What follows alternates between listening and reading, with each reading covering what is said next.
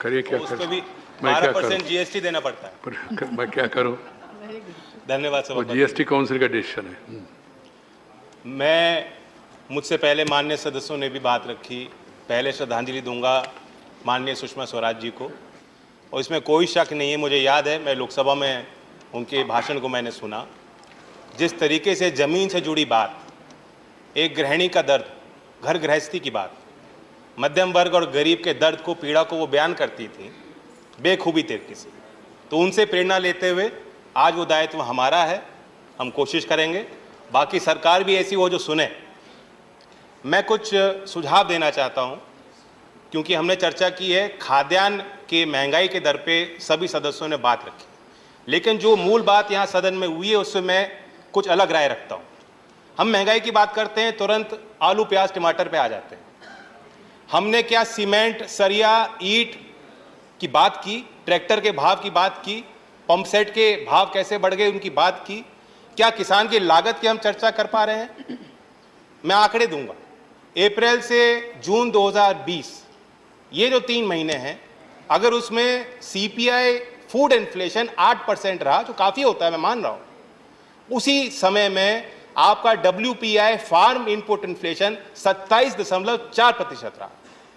और यहाँ मैं लिव्ड एक्सपीरियंस बताना चाहता हूँ, अनुभव बताना चाहता हूँ। अगर आंकड़ा गलत हो, बहुत सदस्य यहाँ ऐसे हैं जो खेती करते हैं, जानते हैं, वो बता दें।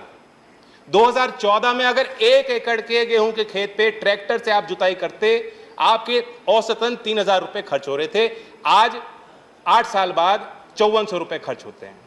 1 एकड़ के धान की खेती आप करते, 300 रुपये का बीज आ जाता था, अब 600 रुपये लग रहे हैं। आपके खाद और दवाई पे अगर 3,000 रुपये 2014 में खर्च हो रहे थे 1 एकड़ के धान की खेती करने वाले किसान के लिए, आज 6,000 रुपये तक वो आंकड़ा पहुंच गया। तो हम सिर्फ महंगाई की बात करें, ठीक है, टॉप है, आपने स्कीम बनाई, 2018 में 500 करोड़ दिए। सवाल बनता है कि उस संसाधन का क्या प्रयोग हुआ? क्या हमने खाद्य प्रसंस्करण की इंडस्ट्री को, फूड प्रोसेसिंग को बढ़ावा दिया है? क्या ये सच्चाई नहीं है कि आप टॉप टोमेटो से शुरू होता है, टमाटर से शुरू होता है, टमाटर के प्रोसेसिंग पे आप 12% जीएसटी वसूलना चाहते हो?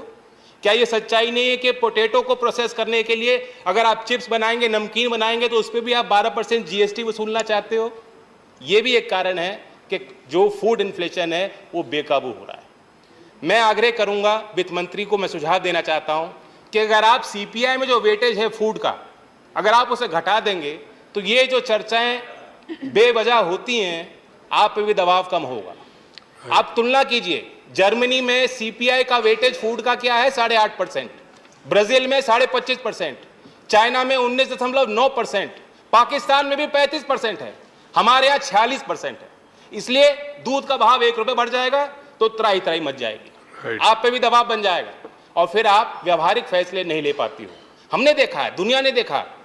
कॉमर्स मिनिस्ट्री डेलीगेशन तैयार कर रहा था, एक्सटर्नल अफेयर मिनिस्ट्री पीएम को ब्रीफ कर रहे थे, प्रधानमंत्री यूरोप में कह रहे थे कि हम दुनिया का पेट भरेंगे, गेहूं का निर्यात करेंगे, और कुछ ही दिन में आपने निर्यात पर प्रतिबंध लगा दिया। ऐसे फैसले ना हो, इसलिए मेरी मांग है। दूसरी बात, मैं भी अभी कंक्लूड कर रहा हूं।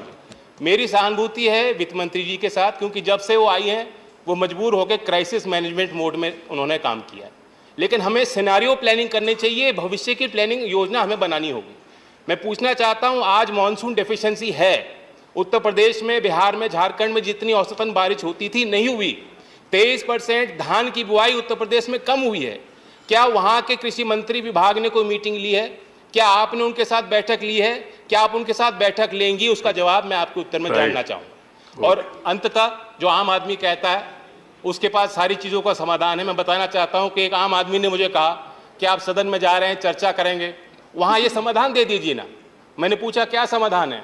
उसने कहा सरल है, ऐसी व्यवस्था बना दो, 5 साल तो सरकार रहेगी इनकी, ऐसी व्यवस्था बना दो कि हर 2-3 महीने में कहीं चुनाव करा दो, और आप देखोगे सरकार डीजल, पेट्रोल, बिजली कोई भी भाव बढ़ने नहीं देगी। राइट, धन्यवाद। राइट। इन्होंने कोई राजनीति किया नहीं, सुझाव दिया, आप उसको स्वीकार करेंगे ना करें।